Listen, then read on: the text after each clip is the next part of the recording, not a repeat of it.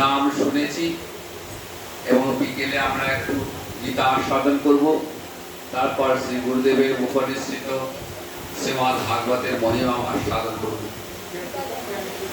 আসুন আমরা সকলে মিলে একটু গীতার প্রার্থনা, সমবেত প্রার্থনা করে নিই।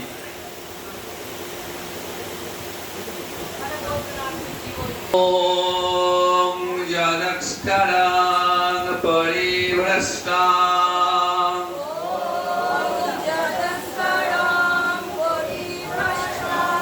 মাত্রাহীনং চ ইয়াদ ভবেৎ পূর্ণং ভবতু তৎসর্বং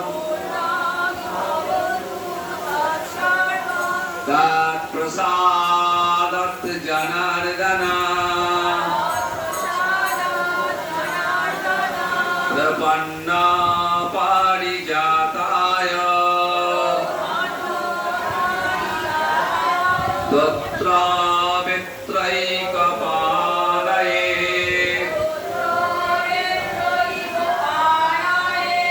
জ্ঞানপুত্রায় কৃষ্ণায়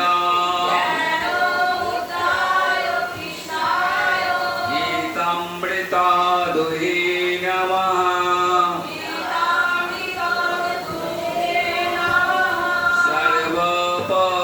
সর্বোপনিষদ্গাব দুগ্ধা গোপালনন্দনঃ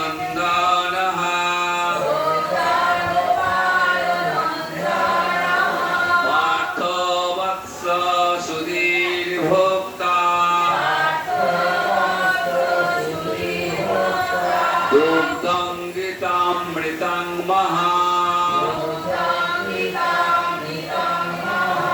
বসুদেব সুতং দেব কংস চানুরমর্দনা দেবকী পরমানন্দ কৃষ্ণং বন্দে জগদ্গুরু হে কৃষ্ণ করুণা সিন্ধু দীনবন্ধু জগৎপতে গোপীশ গোপিকাকান্ত রাধাকান্ত নমস্তুতে।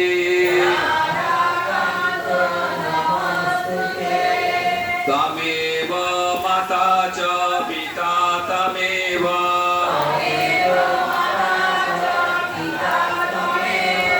ত্বমেব বন্ধুশ্চ সখা ত্বমেব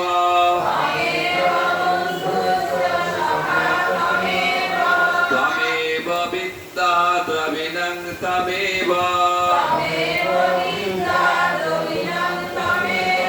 সর্বং মম দেব দেব। ওম নমো ব্রহ্মণ্য দেবায় গো ব্রহ্মণ হিতায় চ জগদ্ধিতায় শ্রীকৃষ্ণায় গোবিন্দায় নমো নমঃ। ওম কৃষ্ণায় বাসুদেবায়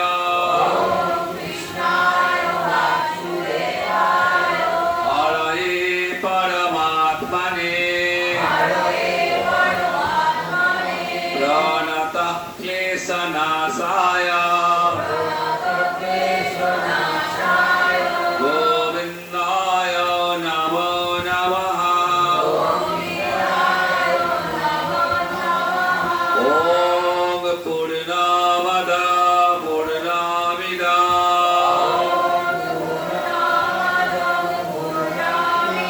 पूर्णात् पूर्णमुदच्यते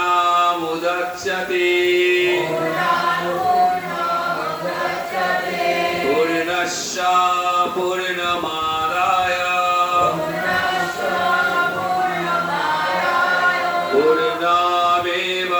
पूर्णमेवावशिष्यते ॐ शान्तिः ॐ शान्तिः ॐ शान्तिः हरि ओं तत्सत्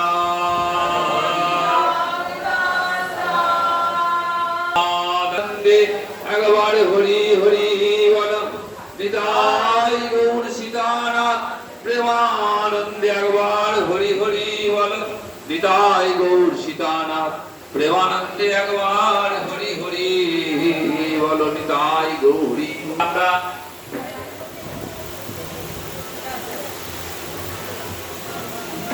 গীতা সাধন করব, তার আগে একটু গীতার দুটো অধ্যায় আমরা সমবেত মন্ত্রোচ্চারণের মধ্যে পাঠ করব। আমার সঙ্গে সঙ্গে সকলে বলবেন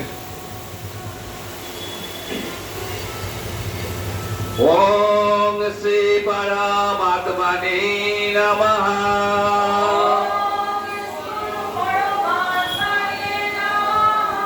নারায়ণং নমস্কৃত্য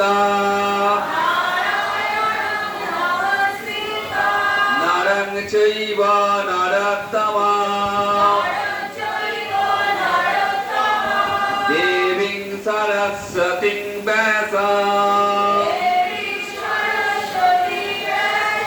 ততো জয়ামুদীরয়ে अथ प्रथमायोऽध्यायः धृतराष्ट्र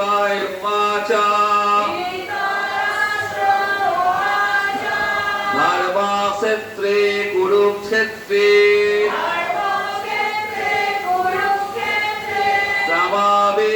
समवेतायुजुत्सवः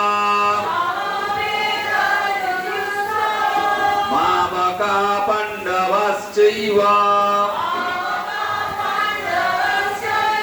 किमा कुर्वत सञ्जय। सञ्जय उवाच दृष्ट्वा तु पाण्डवानीकम् घोरं दुर्योधनस्तदा आचार्यम् उपसङ्गम् राजा वचनमब्रवीत्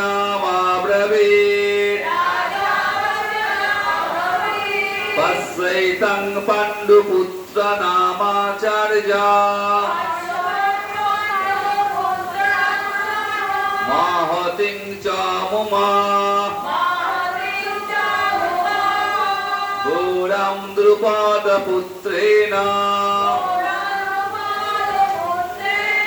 तव शिष्येन धीमता अत्र शूरा महेशसा भीमार्जुन समायुधे युयुधान विराटस्य द्रुपदस्य महारथा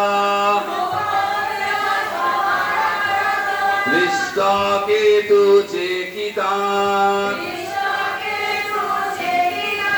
काशीराजस्य वीर्यवान् पुराजित् कुन्तिभोजस्य शैवश्च नरपुङ्गवा युधामन्नु च विक्रान्ता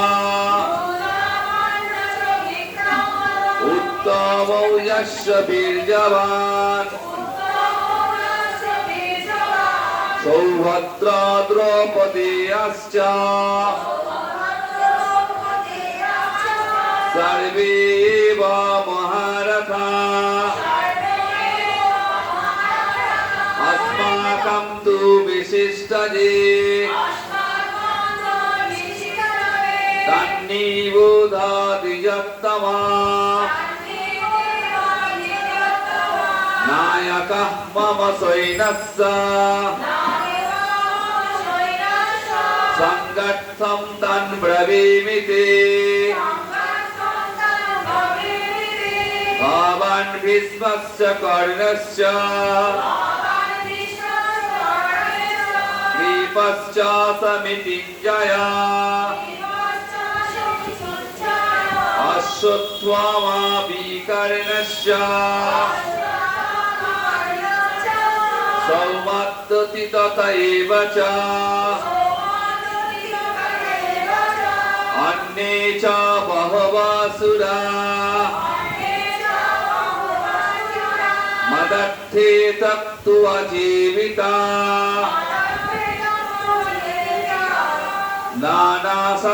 नानाशस्त्रप्रहरणा सर्वे युद्धविशारदा अपर्याप्तं तवस्माकं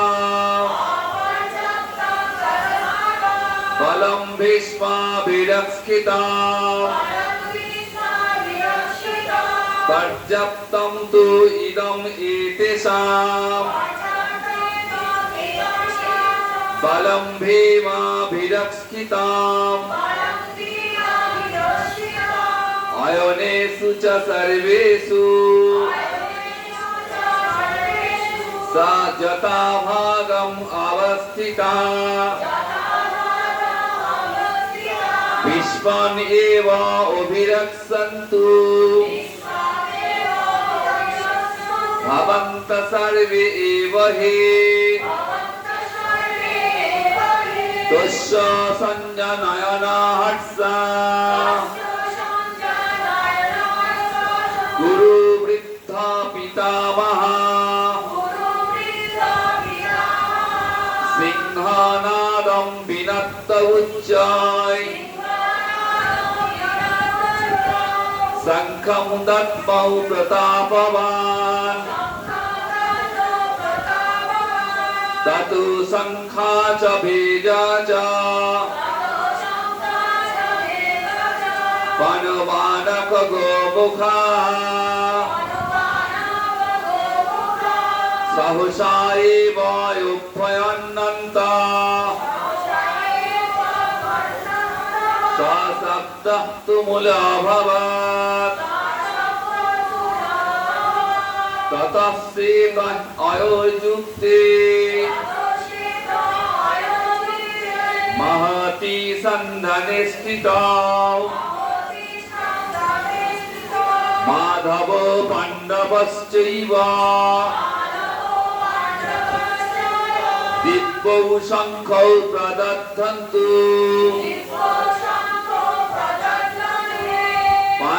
पञ्चजन्म ऋषिकेश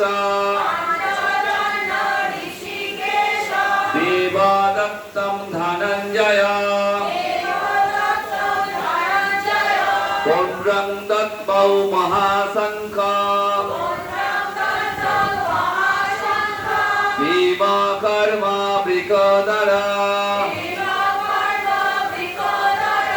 अनन्त विजयमिराजा कुन्ती पुत्र युधिष्ठिरा नकुल सहदेवश्च सुभषमणिपुष्पकौ कस्यश्च परमेश्वरस्य शिखण्डी च महारथा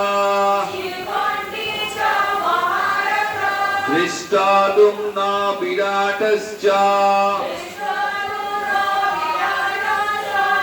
সাত্যকী চ পরাজিতা দ্রুপদ দ্রৌপদীয়শ্চ সর্বসা পৃথিবীপতে সৌভদ্রস্য মহাবাহু শঙ্খং দদ্মো পৃথক পৃথক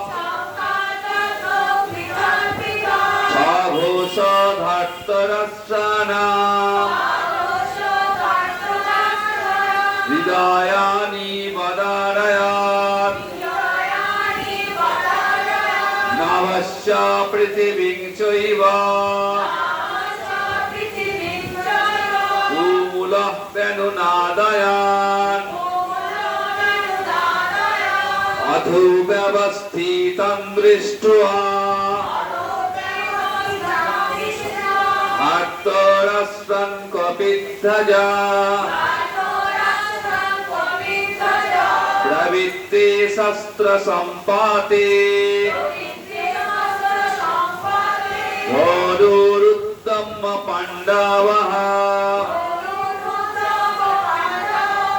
ঋষিকেশং তদা বক্কম ইদম আহ মহীপতে অর্জুন উবাচ সেনয়া উভয়োর মধ্যে রথং স্থাপয় মে অচ্যুত যাবতে তন্নিরীক্ষেয়ঃ যুদ্ধ কামান অবস্থিতান বৈর্ময়া সহ যুদ্ধবাম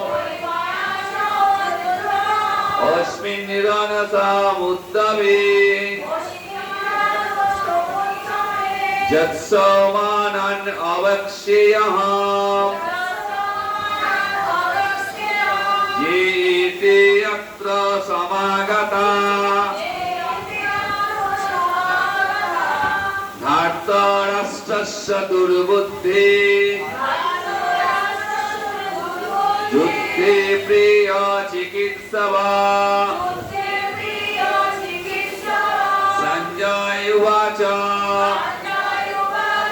एवमुक्तो ऋषिकेशः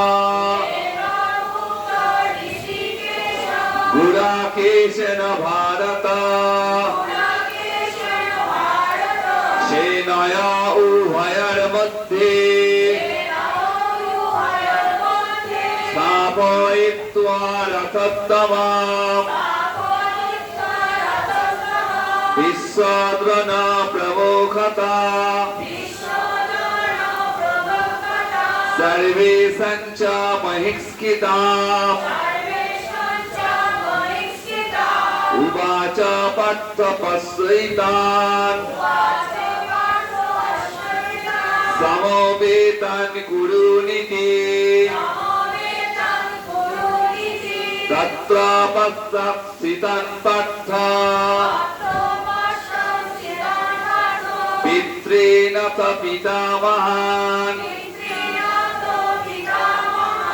आचार्यान् मातुलान् भ्रातॄन् पुत्रान् पौत्रान् सखींस्तथा शशुरान् सुहृदिश्चैव सेनया उभयोऽपि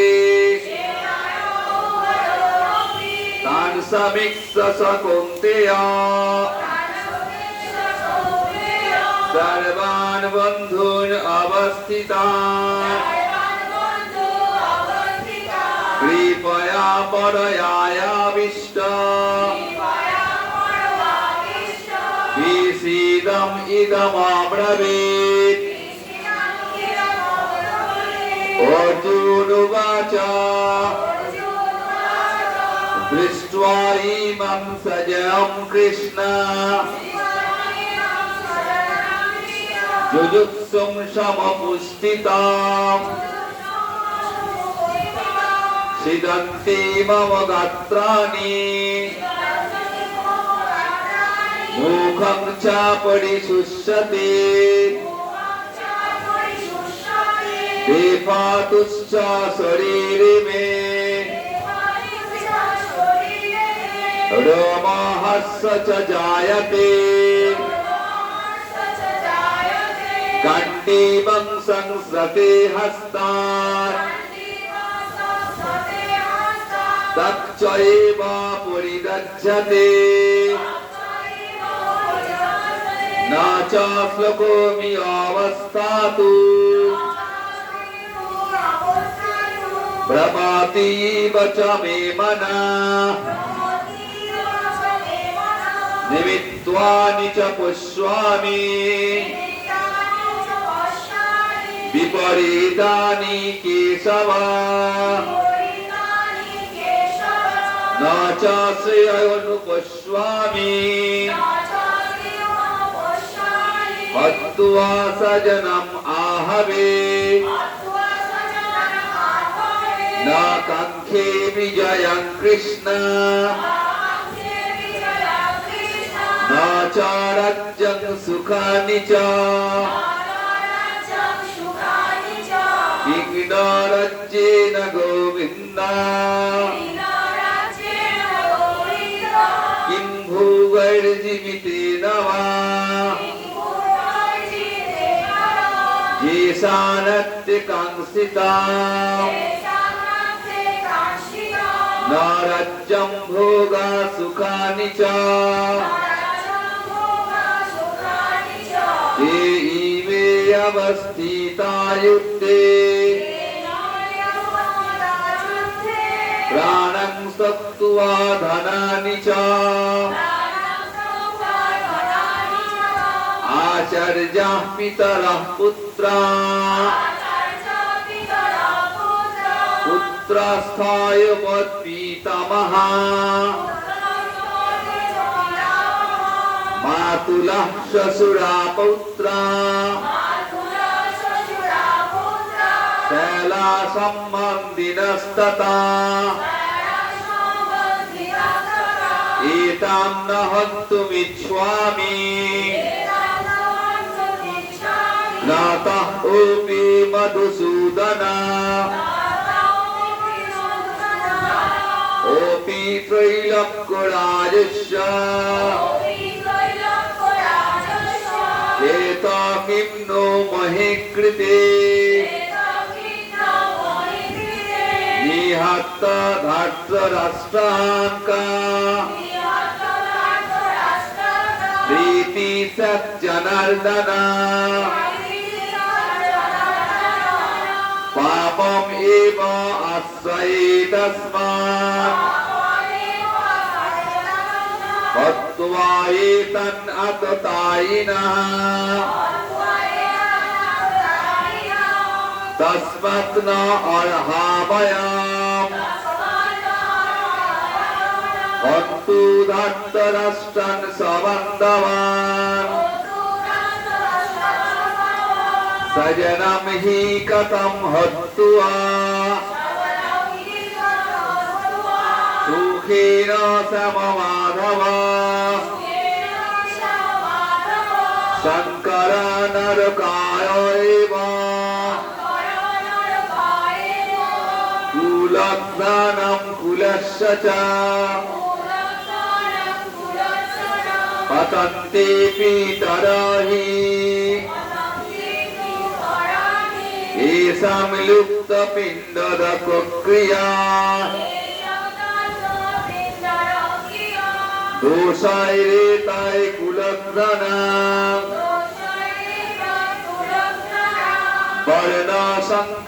वर्णसङ्करकारकाय उत्सादन्ते जातिधर्मा कुलधर्मस्य शाश्वता उत्सन्ना मूलधर्मणां मनुष्याणां जनार्दन न নারকেয়া নিয়তম বাসা ভাবতি ইতি অনুশুশ্রাম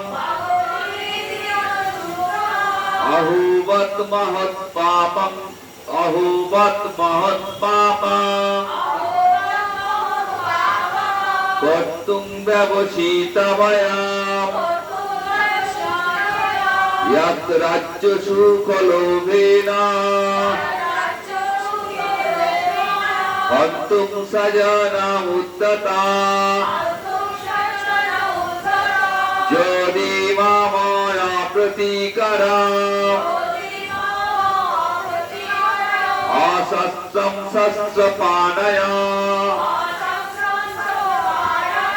धार्तराष्ट्ररणे हन्नो तद्मेष्यमं तरं भवेत् सञ्जय उवाच एवमुक्ता अर्जुन संख्ये रथोपस्थे उपाविशा विसृज्य सशरं चापाम् शोको संविघ्नमानसः ॐ तत्सदिति श्रीमद्भगवद्गीतासु उपनिषत्सु ब्रह्मविद्यायां योगशास्त्रे श्रीकृष्णार्जुन संवादे अर्जुन विषाद योग नाम प्रथमोऽध्यायः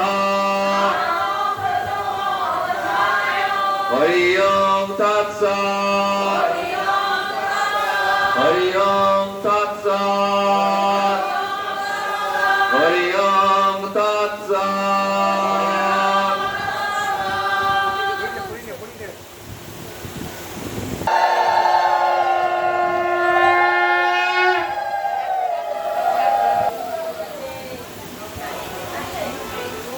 শ্রী গীতাকে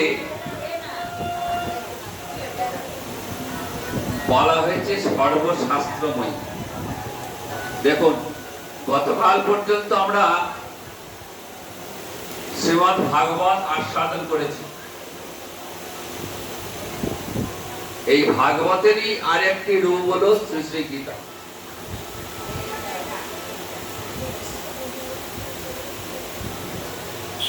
শ্রীমদ্ ভাগবত যেমন বেদের নির্যাস, বেদ কল্পবৃক্ষে সমস্ত রস ওই ভাগবতে মিশেছে, তাই ভাগবত এত আস্বাদ্য। গীতাও সেই রকম।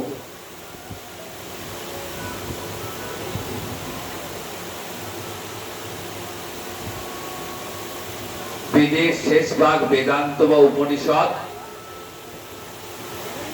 আর এই উপনিষদের সার হচ্ছে গীতা। এই গীতাকে বলা হয়েছে সর্বশাস্ত্রময়। কেন না, গীতা হলো বেদের, সব ভারতবর্ষের যত শাস্ত্র রয়েছে তার মূল কিন্তু বেদ। যা কিছু সব বেদকে কেন্দ্র করে। যে শাস্ত্র বেদ কেন্দ্রিক নয়, সেই শাস্ত্র শাস্ত্রের মর্যাদা পায়। যে ধর্ম বেদ বিহিত আচরণ করে না, সেই ধর্ম সনাতন ধর্মে তার মান্যতা নেই। তাই বেদ হচ্ছে সমগ্র শাস্ত্রের উৎস। তাই আমরা বেদকে বলি বেদ মাতা।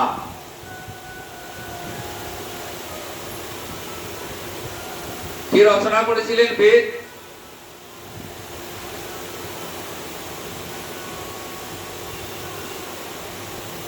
ব্রহ্মার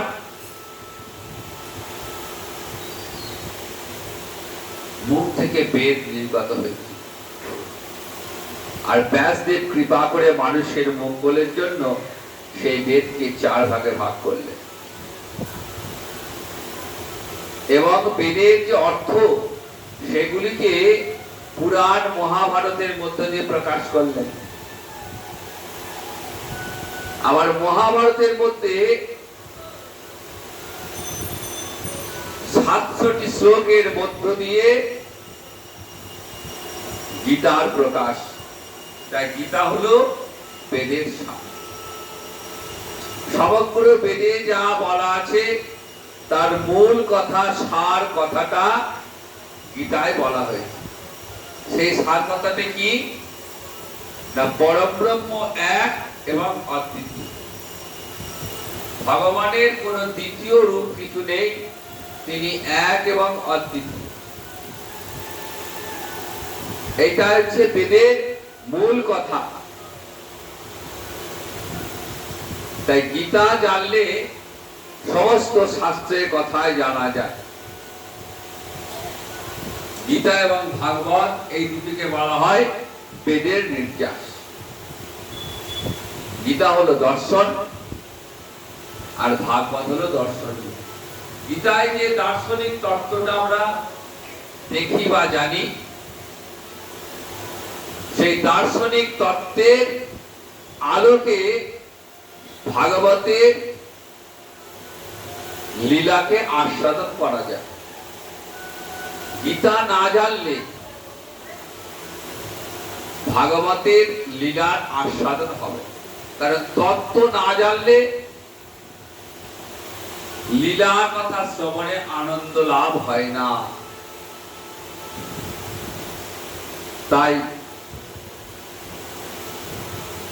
গীতাকে বলা হয়েছে,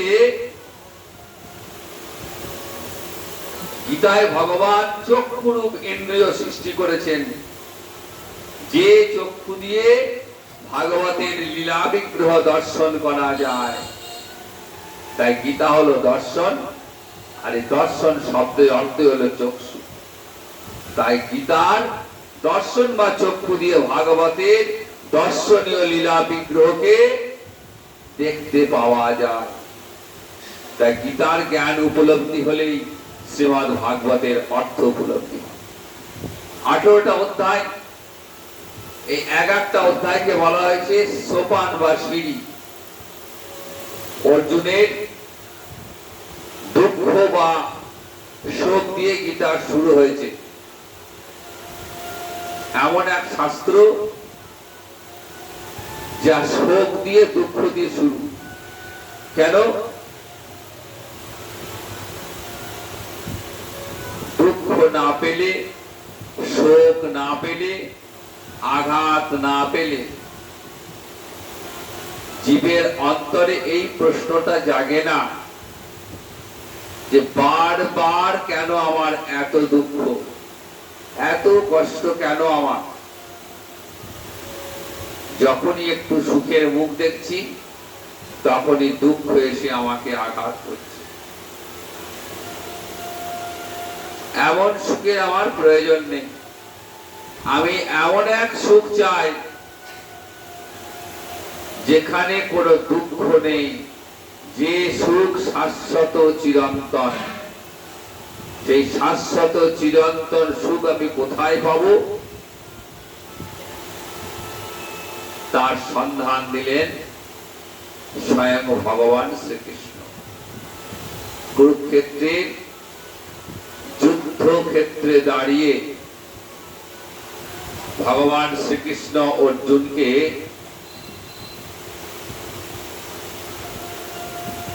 সেই পরম সম্পদ দান করলেন।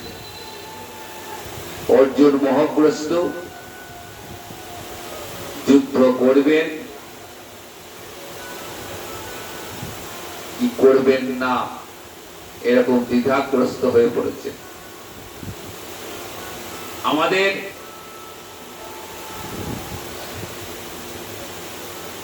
জীবনেও এরকম সময় আসে যখন আমরা সিদ্ধান্ত নিতে পারি না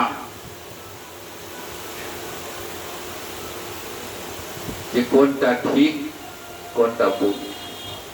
সাংসারিক জীব সংসারের সুখে দুঃখে আনন্দ বেদনায় থাকতে থাকতে অনেক সময় সিদ্ধান্তহীনতায় ভুগি আমরা। কোন কাজটা করলে ঠিক হবে আর কোন কাজটা করলে ভুল হবে, এই ভুল বা ঠিকের সিদ্ধান্ত আমরা নিতে পারি না। আর তখনই আমরা কি করি, আমাদের যারা গুরুজন আছেন আমরা তাদের কাছে আশ্রয় নিই। তারা কি করে, তারা আমাদেরকে সঠিক পথটা দেখিয়ে দেন।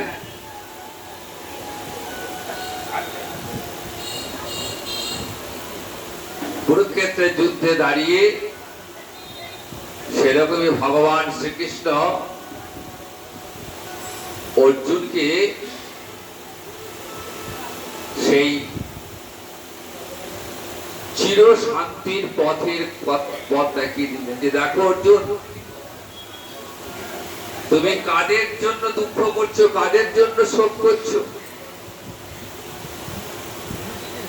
তুমি যাদের জন্য শোক করছো, যাদের জন্য কাঁদছো,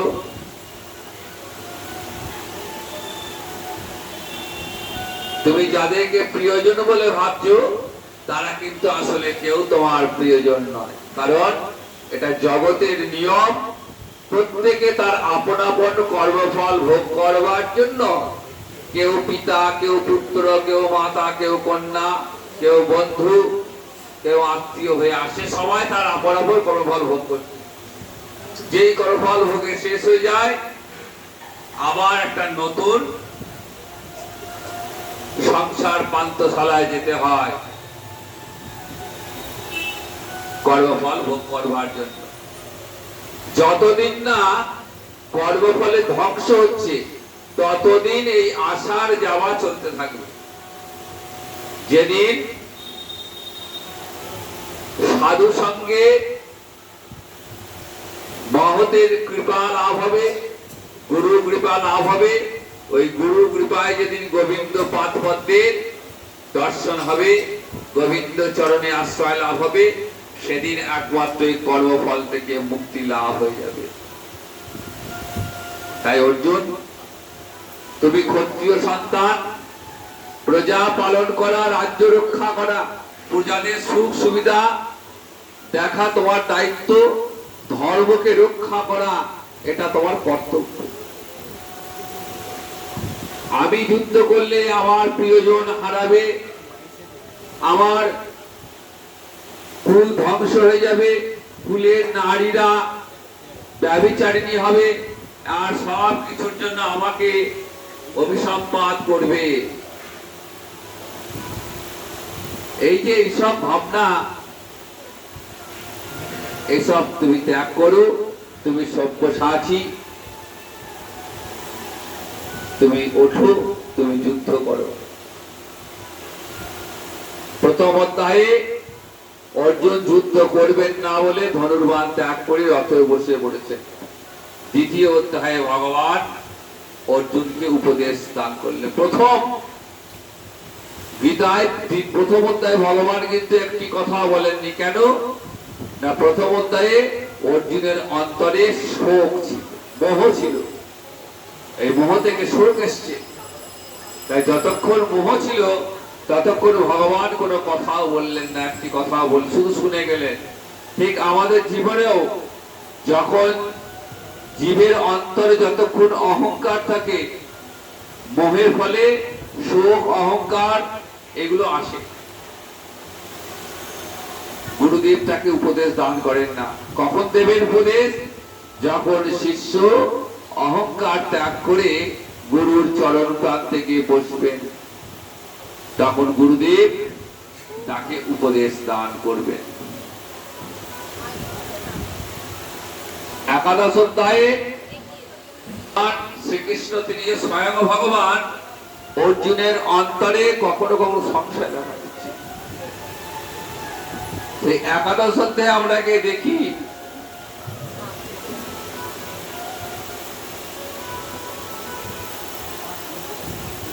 তার আগে দশম অধ্যায়ে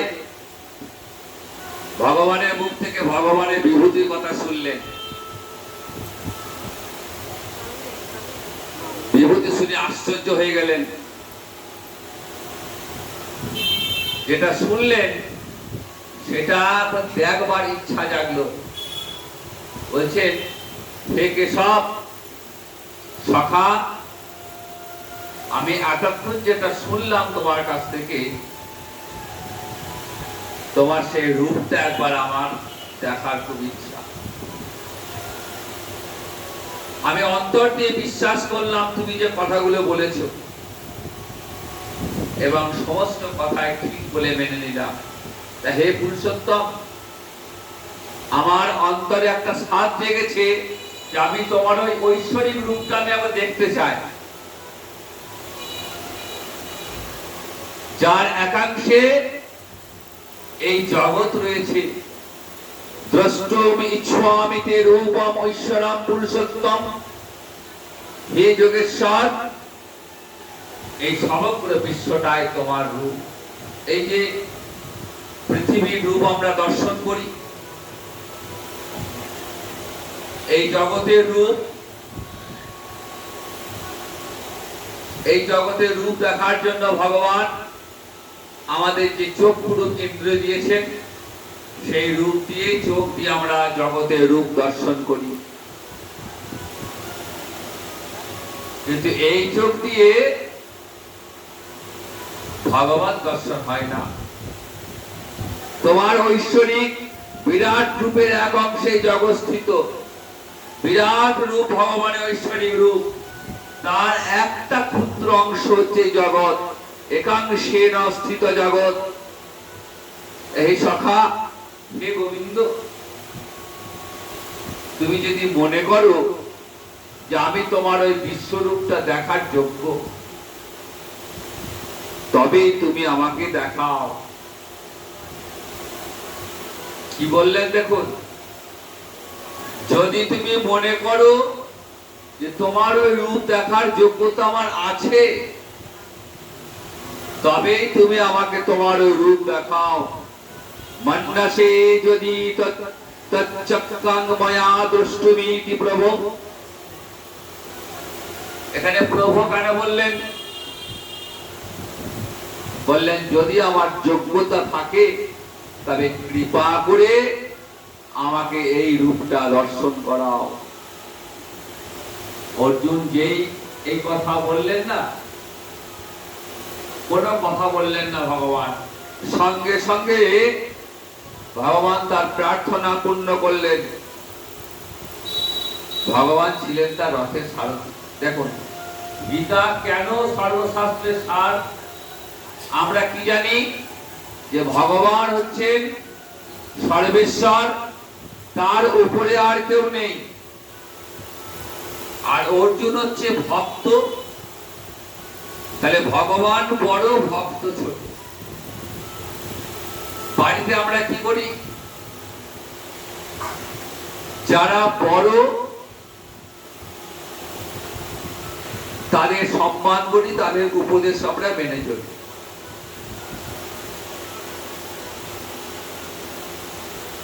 গীতাতে ঠিক উল্টো দেখলাম। ভগবান বড় হয়েও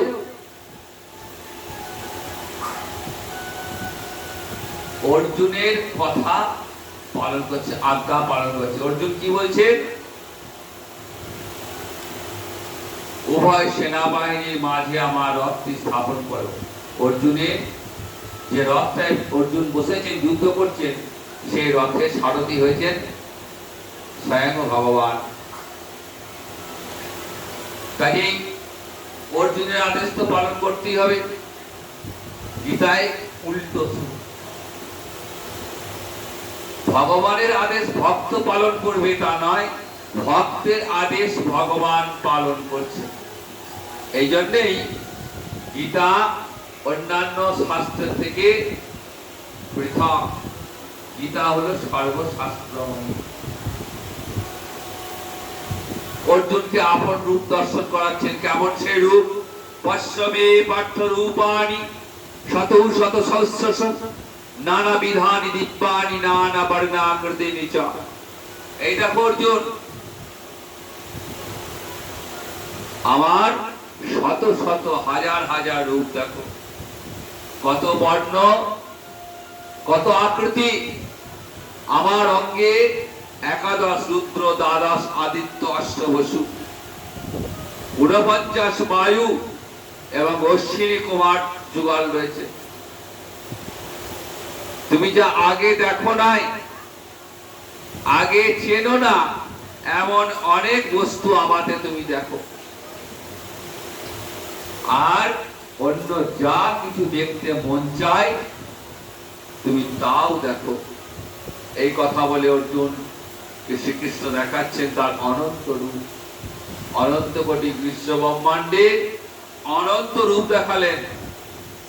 আর অর্জুন সাধারণ বালকের মতো হাঁ করে চেয়ে রয়েছে, কিছুই দেখতে পাচ্ছেন না। অর্জুন কিছুই দেখতে পাচ্ছেন না, ভগবান বলে চলেছেন। অনেকক্ষণ পরে ভগবান বুঝতে পারলেন যে অর্জুন দেখতে পাচ্ছেন না। বলছে, অর্জুন তুমি তো কিছুই দেখতে পাচ্ছ না, পাবে না।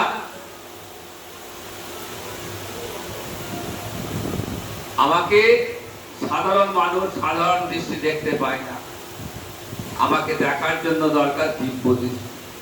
ভগবান দিব্য দৃষ্টি দান করলেন।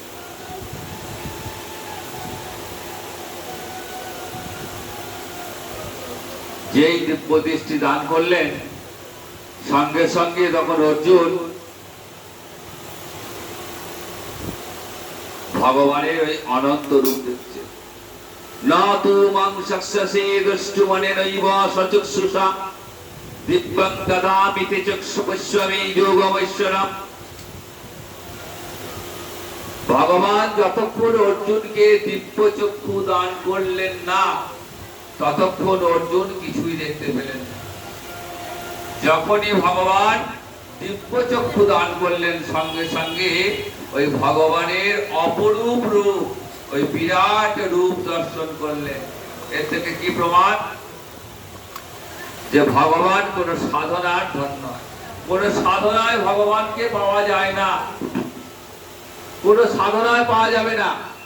একমাত্র ভগবানের কৃপাতেই ভগবানকে দর্শন করতে হবে। সূর্যের আলো ব্যতীত যেমন সূর্যকে দর্শন করা যায় না, তেমনি ভগবত কৃপার আলোক ছাড়া ভগবত দর্শন হয় না। কুরুক্ষেত্রের যুদ্ধে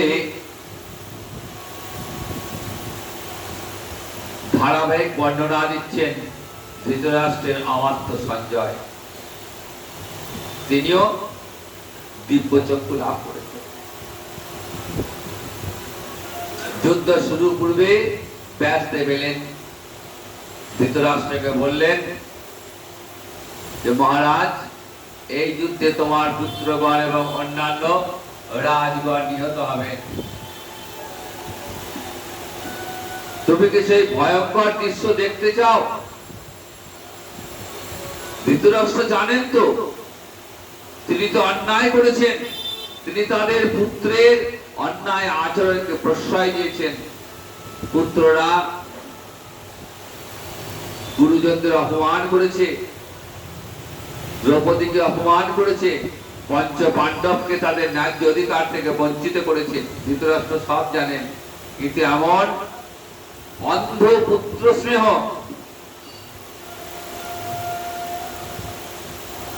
সব দেখেও তিনি কিন্তু দুর্যোধনকে সমর্থন করেছেন। তাই ধৃতরাষ্ট্র এই যুদ্ধে যে অধর্মের পরাজয় ঘটবে সেটা জানতেন। তাই ব্যাসদেব বললেন, আমি তোমার দিব্য চক্ষু দিচ্ছি, তুমি দেখো। ধৃতরাষ্ট্র বলছে, না না, আমার দিব্যচক্ষুর প্রয়োজন নেই। তখন সঞ্জয়কে দান করলেন দিব্যচক্ষু। ওই সঞ্জয়ের মুখ থেকে ধৃতরাষ্ট্র যুদ্ধের বিবরণ শুনছেন।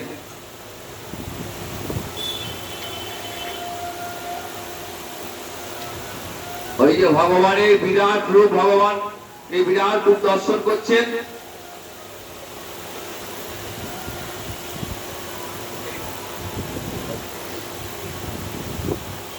সেই বিরাট রূপ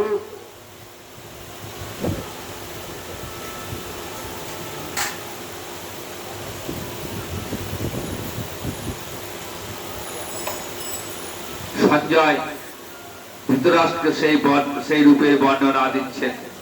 কেমন সেই রূপ?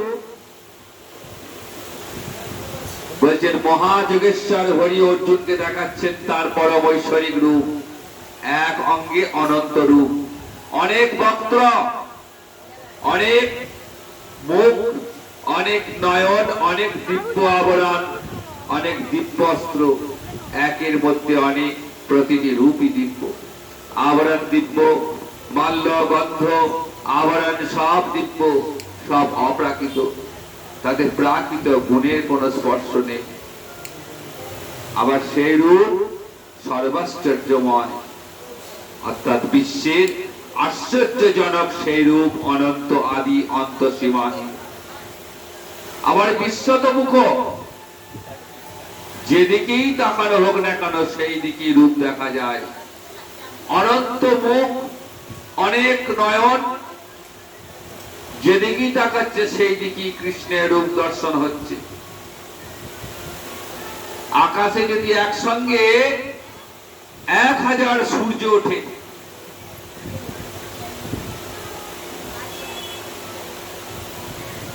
তাহলে তার যে জ্যোতি হবে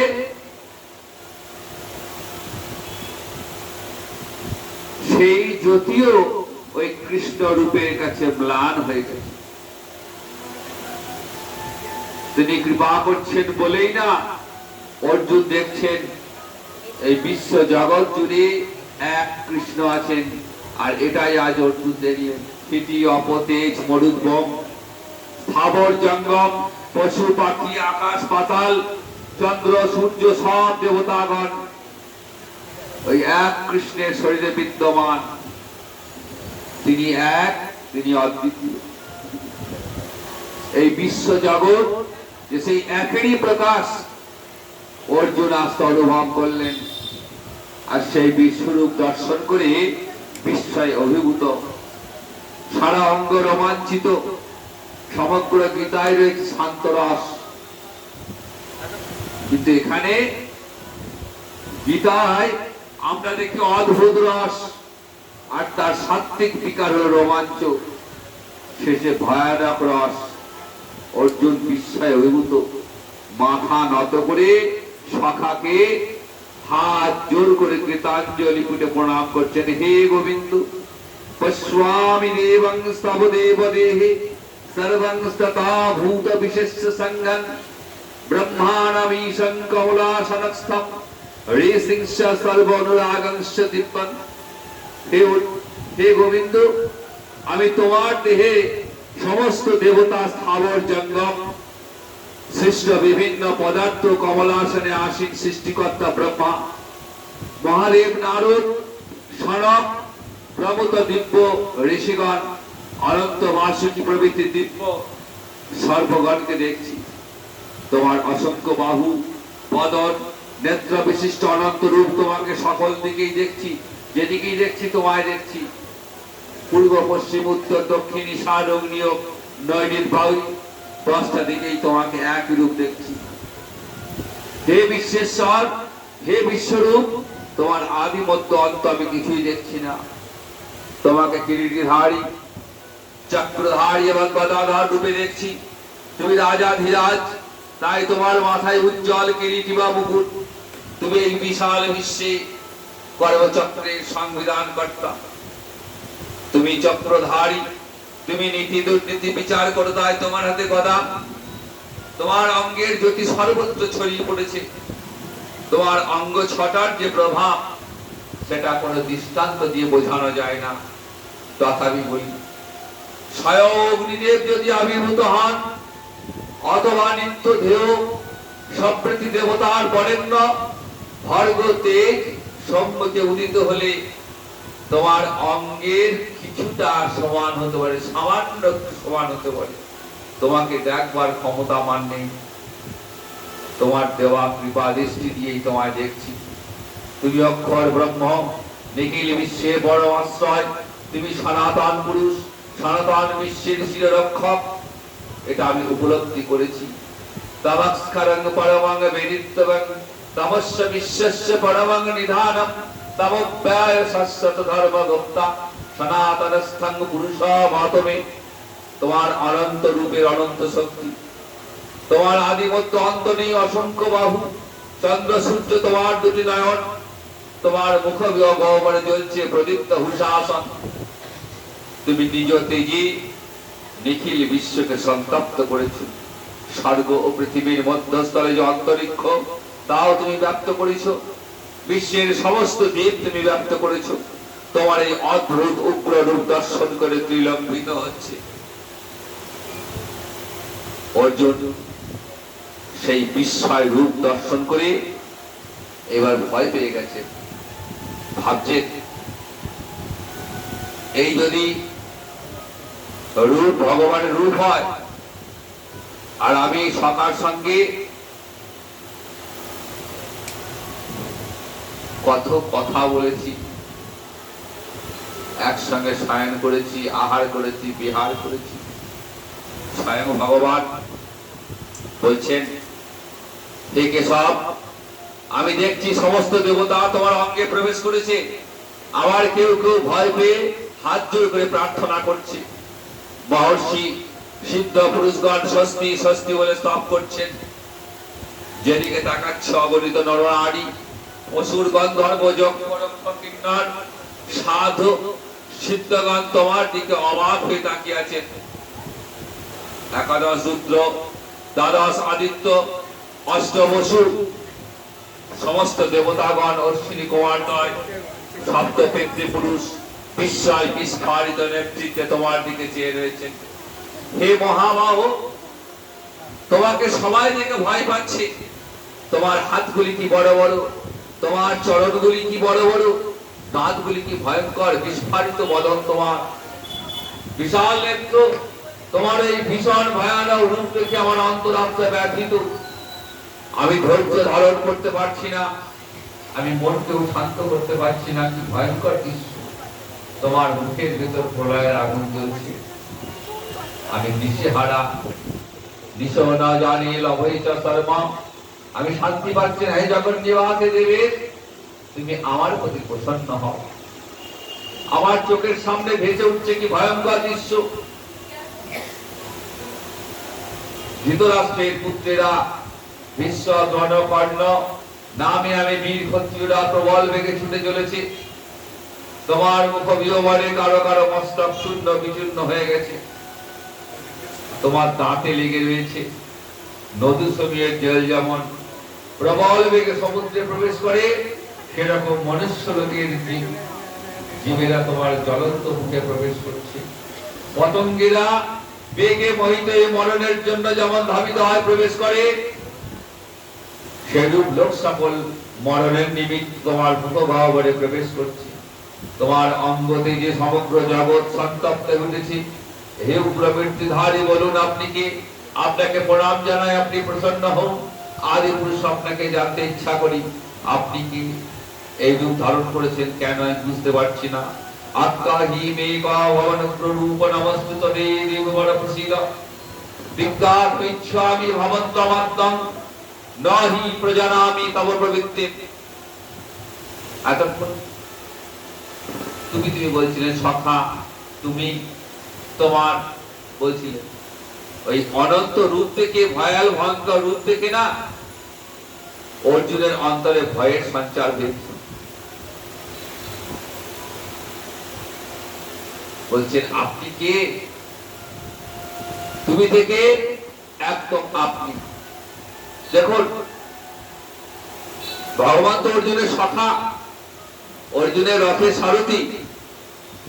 যেই মাত্র বিশ্বরূপ দর্শন করেছেন, ওই বিশ্বরূপ দর্শন করা মাত্রই তার সত্যরাত্মা সংকুচিত হয়ে গেল। ভগবানের ঐশ্বর্য তো শ্রীরাম সুদামও দেখেছেন, চোখের সামনে কত ওষুধ বধ করেছেন, কিন্তু শ্রীরাম সুদামের অন্তরে একবারের জন্য মনে হয়নি যে আমাদের সখা স্বয়ং ভগবান। তারা কি বলেছেন? তুমি বড় লোক, তুমি আমি সম। কৃষ্ণকে বলছেন যে তুমি কে হে? তুমি নন্দ রাজার ছেলে বলে তোমায় ছেড়ে দেবো না। খেলায় হেরে গেছো, শর্ত কি ছিল? যে হারবে সে বিজয়ীকে কাঁধে চড়াবে। অতএব এখন আমরা তোমার কাঁধে চড়ব। ভগবানের কাঁধে ভক্ত চড়েছে,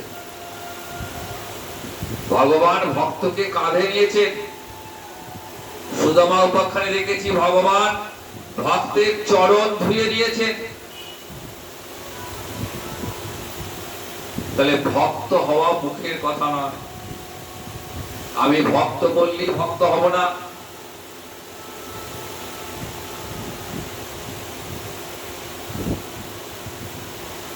সুদামার সোনার ঘটে করে জল এনে সুদামার চরণ ধুয়ে নিয়েছেন ভগবান। শ্রীরাম সুদাম সখাকে কাঁধে চড়িয়েছেন। আবার শ্রীরাম সুদাম এটো ফল গোবিন্দ বদনে তুলে দিচ্ছেন, খাও খাও। কৃষ্ণ দেখো, খেয়ে দেখছেন মিষ্টি কিনা, তবে সেই ফল গোবিন্দের বদনে তুলে ধরছে। আবার কখনো বদমাইশি করে টক ফলটাকে বলছেন খুব মিষ্টি, খা খা। টক ফল খাইয়ে দিচ্ছেন গোবিন্দকে। আমরা কি পারি নিজে খেয়ে গোবিন্দকে নিবেদন করতে?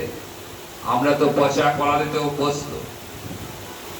আমরা ভগবানকে সব থেকে যেটা নিম্নমানের জিনিস, সেটা আমরা গোবিন্দকে নিবেদন করি।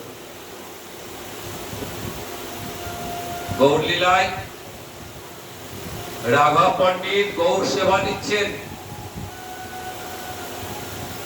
খেয়ে দেখছেন আগে ডাব দেবেন তো, দেখছেন ডাবে জলটা মিষ্টি কিনা খেয়ে দেখছেন। মিষ্টি নয়,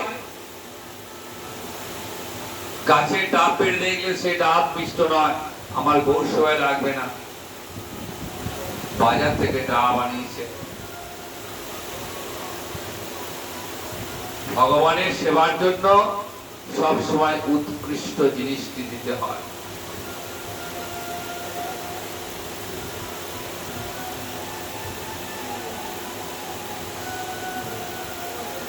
অর্জুনের সূক্ষ্ম রসটা সংকুচিত হয়ে গেছে, ভয়ে বলছেন তোমার ওই রূপ সংবরণ করো, আমি আর ওই তোমার রূপ দর্শন করতে পারছি না। তখন ভগবান কি করলেন? আর একটা রূপ দেখালেন। ভগবানের যেটা কাল রূপ সেটা দর্শন করাচ্ছেন। কালেস্মি লোকস্ক্ষয় কৃত, আমি সাক্ষাৎ কাল, আমি লোক সংহার করবার জন্য ভয়ঙ্কর মূর্তি ধারণ করেছি। তুমি যুদ্ধ না করলেও শত্রু পক্ষে যারা আছে সকলে ধ্বংস হয়ে যাবে। তুমি বলছো যে আমি যুদ্ধ করব না, যুদ্ধ করলে আমার প্রিয়জন প্রোগ্রাম বাহিনীতে যারা আছে সকলে আমার প্রিয়জন, আমার ভ্রাতা শহীদ শ্যালক সম্বন্ধী রয়েছে, গুরুদেব রয়েছে, এদিকে হত্যা করলে পাপ হবে। তুমি ভাবছো কি আমি এই আমিত্বটা বিসর্জন দাও?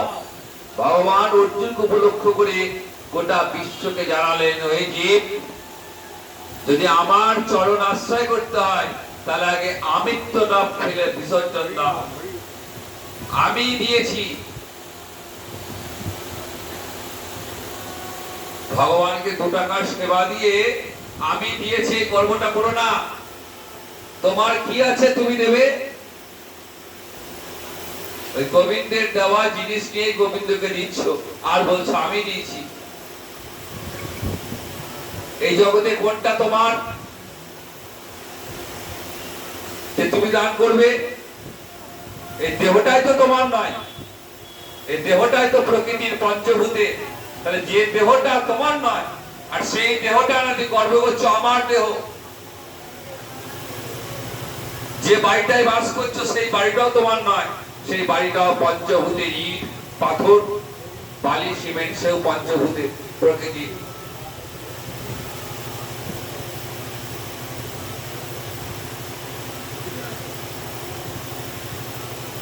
সুতরাং আগে আমিত্ব বিসর্জন দাও। অর্জুন, তুমি নিমিত্ত মাত্র, তুমি কেউ নও। কুরুক্ষেত্রে যুদ্ধে যারা দাঁড়িয়ে রয়েছে কৌরব পক্ষে, তুমি যুদ্ধ করলেও তারা মরবে, না করলেও তারা মরবে। কারণ এটা তাদের কর্মফল, এটা তাদের কর্মফল। তোমার যুদ্ধ করা বা না করার উপর কিচ্ছু যায় আসে না। তুমি নিমিত্ত মাত্র ভাব সব্যসাচী। এই জগতে যা কিছু সব ভগবান করে রেখেছে, আগে থেকে নির্দিষ্ট হয়ে রয়েছে, তুমি শুধু নিমিত্ত। এই কথা শুনে অর্জুন কম্পিত কলবরে কৃতাঞ্জলি কুটে ভগবানকে নমস্কার করে বলছেন, অত্যন্ত ভীত হয়ে গদগদ চিত্তে বলছেন, ঋষিকেশ, তোমার মাহাত্ম্য কীর্তনে সমস্ত জগৎ হৃষ্ট হয়, তোমার প্রতি অনুরক্ত হয়, তোমার ভয়ে ভীত হয়ে রাক্ষসেরা পলায়ন করে, সমস্ত সিদ্ধ পুরুষ তোমাকে নমস্কার জানায়। তুমি মহাত্মা,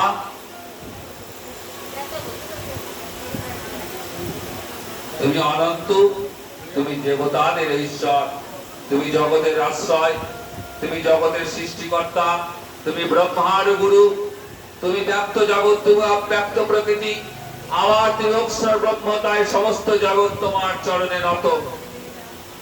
তুমি আদি, আবার তুমি অনাদি। তুমি এই বিশ্বের পরম নিধান, শেষ লয় স্থান, তুমি জ্ঞাতা, তুমি জ্ঞাতব্য, তুমি পরম ধাম। এই বিশ্ব জুড়ে তুমি রয়েছ। বায়ু, জল, অগ্নি, বরুণ, চন্দ্র তুমি, পিতামহ ব্রহ্মা, আবার ব্রহ্মার জনক পিতামহ তুমি। তোমাকে সহস্রবার নমস্কার করি, পুনঃ পুনঃ নমস্কার করি। তোমাকে সখা মনে করি, তোমাকে সখা মনে করে আমি প্রণয় বশত হে কৃষ্ণ হে যাদব বলেছি। একসঙ্গে আহার বিহার শয়ন করেছি, কত পরিহাস করেছি। তাই তোমার কাছে প্রার্থনা করছি, ক্ষমা করো। এই চরাচর সমস্ত লোকের পিতা তুমি, পূজ্য তুমি, জগৎ গুরু তুমি, গুরু হইতো বলিয়ার এই ত্রিজগতে তোমার সমান কেউ নেই, তোমার ঊর্ধ্বেও কেউ নেই। আমি তোমাকে ধন্যবাদ প্রণাম করি, আমার সমস্ত অপরাধ ক্ষমা করো।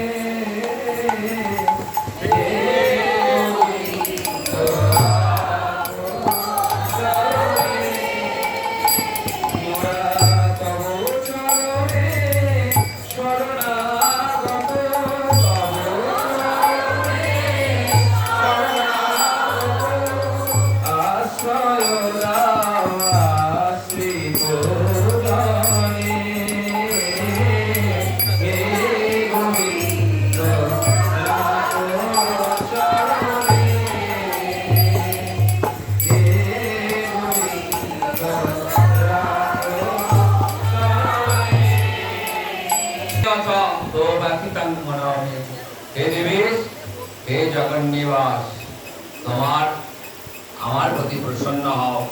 তোমার সেই শঙ্খ চক্র গদা পদ্মধারী সেই চতুর্ভুজ মূর্তিতে আমায় দেখাও, ওইটি আমার ধ্যানের ধন। অর্জুন ছিলেন ভগবানের ঐশ্বর্য রূপের উপাসক। শঙ্খ চক্র গদা পদ্মধারী সেই নারায়ণ মূর্তিটিকে শ্রীকৃষ্ণের বিলাস মূর্তি বলা হয়েছে। যারা ভগবানের ঐশ্বর্য রূপে উপাসক, তারা বৈকুণ্ঠপতি নারায়ণের উপাসনা করে। জগতের সকলেই চায় আপন আপন ইষ্টদেবের উপাসনা করতে। অর্জুন চেয়েছেন ভগবানের সেই চতুর্ভুজ মুক্তি দিতে। কংসের কারাগারে বসুদেব দেবকী সেই চতুর্ভুজ মূর্তি দর্শন করেছিলেন। অর্জুনের এই নিবেদন শ্রবণ করে ভগবান বললেন, দেখো অর্জুন, আমি তোমার প্রতি প্রসন্ন হয়ে তোমাকে আমার এই রূপ দেখিয়েছি, এতে ভয় পাওয়ার কিছু নেই। আমার এই তেজময় অনন্ত বিশ্বরূপ তুমি ছাড়া আর কেউ দেখেনি। মনে রেখো অর্জুন, বেদ অধ্যায় যাগ যজ্ঞ তপস্যা ধ্যান কোনো কিছুর দ্বারাই আমার এই রূপ দেখা যায় না। তুমি আমার একান্ত প্রিয়, তাই এই রূপ আমি তোমায় দেখালাম। অন্তরে মূঢ়তা মূর্খ তোমার, তুমি প্রীত মনে রাখো আমার সেই পূর্ব রূপ। অর্জুন ভগবানকে কি রূপ দেখালেন? সকং রূপম দর্শয়ামা, নিজের রূপ দেখালেন, স্বকীয় রূপ। এই স্বকীয় রূপটি কি? এটা হলো ভগবানের নররূপ, এটি ভগবানের আসল রূপ। কৃষ্ণের যত লীলা সর্বোত্তম নরলীলা, নরবপু তাহার স্বরূপ। অর্জুনকে যে নররূপ দেখিয়েছিলেন তার প্রমাণ এর পরবর্তী শ্লোকে বলছেন, হে জনার্দন, তোমার এই সুন্দর মনুষ্য মূর্তি দর্শন করে আমি এখন প্রসন্ন চিত্ত প্রকৃতিস্থ হলাম। দৃষ্ট্বারং মনসং রূপং তব সৌম্যং জনার্দন। এর থেকে কি বোঝা যায়? যে ভগবান অর্জুনকে তার নররূপটি দেখিয়েছিলেন। অর্জুনের মনের ভয় দূর হলো। অর্জুন ভয় দূর হওয়ার পর ভগবান অর্জুনকে বিশ্বরূপ দর্শনের মহিমা এবং তার দুর্লভ তত্ত্বের ব্যাখ্যা দিলেন। বলছে, দেখো অর্জুন, এই যে বিশ্বরূপ দর্শন করলে না, এই দর্শন লাভ একান্ত কঠিন। দেবতারাও চান এই দর্শন লাভ করতে, কিন্তু চাইলেই দেখতে পাওয়া যায় না। এর জন্য চাই কৃপা। কৃপা ছাড়া আমার এই রূপ কেউ দর্শন করতে পারে না। একমাত্র অন্যান্য ভক্তির দ্বারা এই কৃপা লাভ হয়ে যায়। ভক্তা তন্নন ভক্তা তন্নন্নয়া শক্ত অহমেব বিদর্জন জ্ঞাতুং দ্রষ্টুং চ তত্তেন প্রবস্তেচ্চ পরন্তপ। ভগবান আর কোনো কিছুর দ্বারাই বশীভূত না, একমাত্র ভক্তির দ্বারাই ভগবান বশীভূত। শ্রুতি বেদ মাতা বলছেন, ভক্তি বশু সব। তিনি একমাত্র ভক্তির বশীভূত। জ্ঞান যোগ কর্ম কোনো কিছুর দ্বারাই ভগবানকে বশীভূত করা যায় না। এই একাদশ অধ্যায়ের অন্তিম শ্লোকে আমরা দেখি যেন সমগ্র গীতার সার এই শ্লোকটির মধ্যে কি বলা আছে? মৎকর্মা কৃত মৎপরমা মদ্ভক্ত সঙ্গবর্জিত নির্বৈর সর্বভূতেষু ইয়সা মামেতি পাণ্ডব। মৎকর্মকৃত, সমস্ত কর্মযোগের কথা এই শ্লোকটির মধ্যে বলা আছে। বললেন কর্ম হচ্ছে বন্ধনের কারণ, তাই কর্মকে এমন ভাবে করতে হবে যেন বন্ধনের সৃষ্টি না হয়। কর্ম তো করতেই হবে, কর্ম না করলে তো জগৎ অচল হয়ে যাবে, সৃষ্টি অচল হয়ে যাবে। কিন্তু কর্ম যেন বন্ধনের কারণ না হয়। নির্বৈর সর্বভূতেষু, তার মানে জ্ঞান যুগের পরম সম্পদ তিনি হলেন, ভগবান হলেন সর্বভূতের আত্মা। তিনি সর্ব জীবের মধ্যে রয়েছে, তাকে সর্বতভাবে জানাই হলো প্রকৃষ্ট জানা। এই জ্ঞান প্রকৃষ্ট জ্ঞান, আর এই জ্ঞান লাভ হলে জীবের সমদর্শন হয়। তিনি সমস্ত জীবের মধ্যেই ভগবত দর্শন করেন। সঙ্গ বর্জিত, এটা হলো যোগের সার কথা। সঙ্গ মানে আসক্তি বর্জন, অর্থাৎ যোগ শব্দের অর্থ হলো চিত্তের বৃত্তি নিরোধ। জগতের সমস্ত বিষয় থেকে মনকে সরিয়ে এনে শ্রীহরির চরণে লগ্ন করাই হলো একমাত্র আসক্তি পত্র। অন্যান্য ভক্তির দ্বারাই এই সঙ্গ বর্জিত হয়। মদ ভক্ত হচ্ছেন ভক্তি মার্গের সর্বজনীন পদ। ভক্তি শব্দের অর্থ হলো ভগবান শ্রীহরিতে পরমানুরক্তি, আর এই অনুরক্তি বা অনুরাগ দ্বারা ভগবানকে লাভ করা যায়।